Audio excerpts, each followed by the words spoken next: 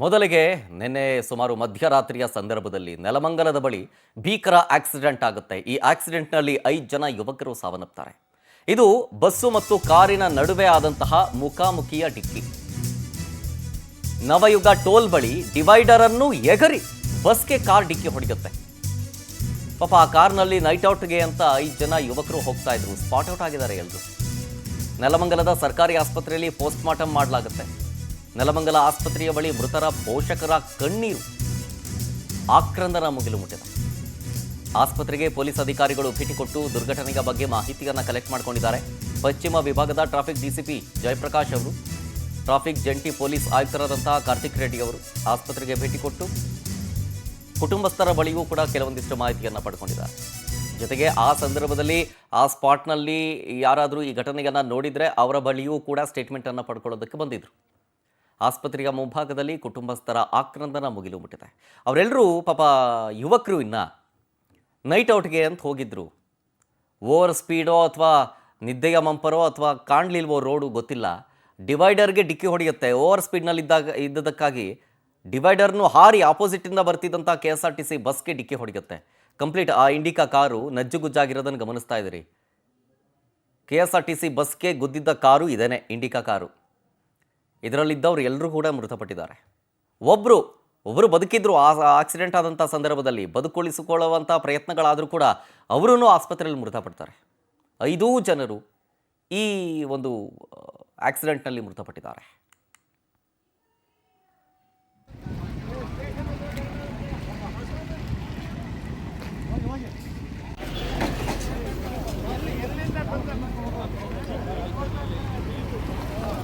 ಆಸ್ಪತ್ರೆಯ ಬಳಿ ಮಕ್ಕಳನ್ನ ಕಳ್ಕೊಂಡ ಪೋಷಕರ ಆಕ್ರಂದನ ಮುಗಿಲು ಮುಡ್ತಾ ಇದೆ. ಒಬ್ಬನೇ ಮಗನನ್ನು ಕಳ್ಕೊಂಡು ದುರ್ಗಾ ಪ್ರಸಾದ್ ಅವರ ತಂದೆ ತಾಯಿ ಗೋಳಾಡ್ತಾ ಇದ್ದಾರೆ. ಇಲ್ಲೇ ಒಂದು 10 ನಿಮಿಷ ಹೋಗಿ ಬರ್ತೀನಮ್ಮ ಅಂತ ಹೇಳಿ ಹೋದವನು ಶವವಾಗಿ ಬಂದಿರೋದು ನಿಜಕ್ಕೂ ಕುಟುಂಬಕ್ಕೆ ಆಘಾತ ತಂದಿದೆ. ದಯವಿಟ್ಟು ಯಾವ ಮಕ್ಕಳು ಈ ರೀತಿ ಮಾಡಬೇಡ್ರಪ್ಪ ಅಂತ ಪೋಷಕರು ಪಾಪ ಆಕ್ರಂದಿಸ್ತಾ ಇದ್ದಾರೆ. ಮೃತ ದುರ್ಗಾ ಪ್ರಸಾದ್ ಅವರ ಪೋಷಕರು ಗುರುಶಂಕರ್ ಮತ್ತು ಮಂಜುಳಾ, ಆಮೇಲೆ ಧನುಷ್ ಅವರ ಪೋಷಕರಾದ ಕೇಶವಮೂರ್ತಿ ಮತ್ತು ಸುನೀತಾ ಕಣ್ಣೀರಾಗ್ತಾ ಇದ್ದಾರೆ. ನೈಟ್ ಔಟ್ ಹೋಗ್ತೀವಿ ಅಂತ ಹೇಳಲಿಲ್ಲ, ಒಂದು 10 ನಿಮಿಷ ಹೋಗಿ ಬರ್ತೀನಮ್ಮ ಅಂತ ಹೇಳಿದ್ದು ನೋಡಿದ್ರೆ ಶವವಾಗಿ ನಮ್ಮ ಮುಂದೆ ಬಂದ. ನಿಜಕ್ಕೂ ನಮಗಿದನ್ನು ತಡ್ಕೊಳಕ್ಕಾಗ್ತಾ ಇಲ್ಲ. ದಯವಿಟ್ಟು ಮಕ್ಕಳು ಈ ರೀತಿಯಾಗಿ ಮಾಡಬೇಡ್ರಪ್ಪ ಅಂಥೇಳಿ ಪಾಪ ಮೃತರ ಕುಟುಂಬಸ್ಥರು ಗೋಳಾಡ್ತಾ ಇದ್ದಾರೆ. ಇದು ಸೆಕೆಂಡ್ ಆಕ್ಸಿಡೆಂಟು. ಈ ರೀತಿಯಾಗಿ 2 ದಿನದ ಹಿಂದೆ ಮತ್ತೊಂದು ಆಗಿತ್ತು.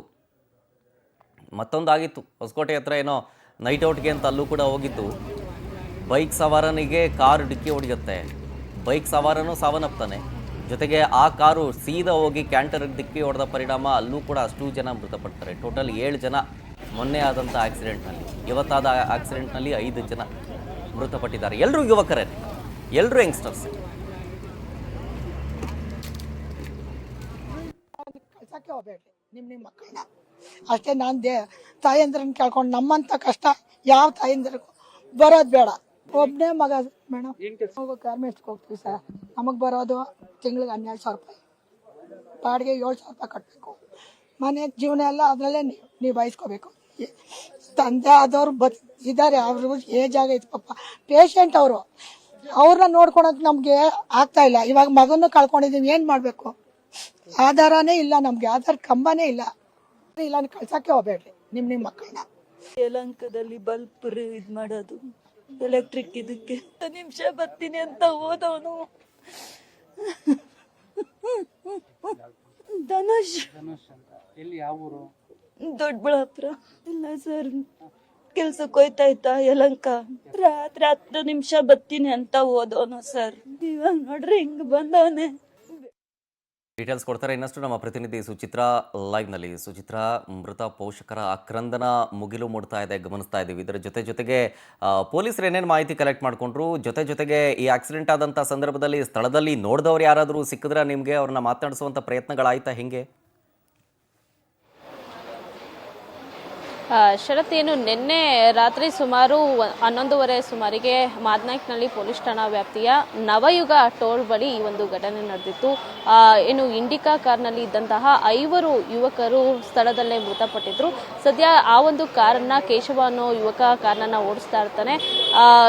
ಆ ಒಂದು ಯುವಕ ಏನು ಡಿವೈಡರ್ಗೆ ಡಿಕ್ಕಿಯನ್ನು ಹೊಡಿತಾನೆ. ಅನಂತರದಲ್ಲಿ KSRTC ಬಸ್ಗೆ ಡಿಕ್ಕಿ ಹೊಡೆಯುವಂಥದ್ದು. ಸದ್ಯ KSRTC ಬಸ್ನಲ್ಲೂ ಕೂಡ 43 ಜನ ಪ್ರಯಾಣಿಕರಿದ್ರು. ಸದ್ಯ ಅವ್ರಿಗೆ ಯಾವುದೇ ಗಂಭೀರ ಗಾಯ ಆಗಿಲ್ಲ, ಸಣ್ಣ ಪುಟ್ಟ ಗಾಯಗಳಾಗಿರುವಂಥದ್ದು. ಇನ್ನು ಈ ಒಂದು ಘಟನೆ ಆದ ನಂತರದಲ್ಲಿ ಇವತ್ತು ಕೂಡ ಟ್ರಾಫಿಕ್ ಜಂಟಿ ಪೊಲೀಸ್ ಆಯುಕ್ತರಾಗಿರುವಂತಹ ಕಾರ್ತಿಕ್ ರೆಡ್ಡಿ ಅವರು ಕೂಡ ಸ್ಥಳಕ್ಕೆ ಭೇಟಿಯನ್ನ ಕೊಟ್ಟರು. ಈ ಬಗ್ಗೆ ಮಾದನಾಯ್ಕನಹಳ್ಳಿ ಪೊಲೀಸ್ ಠಾಣೆಯಲ್ಲೂ ಕೂಡ ಈ ಬಗ್ಗೆ ಪ್ರಕರಣ ದಾಖಲಾಗಿರುವಂಥದ್ದು.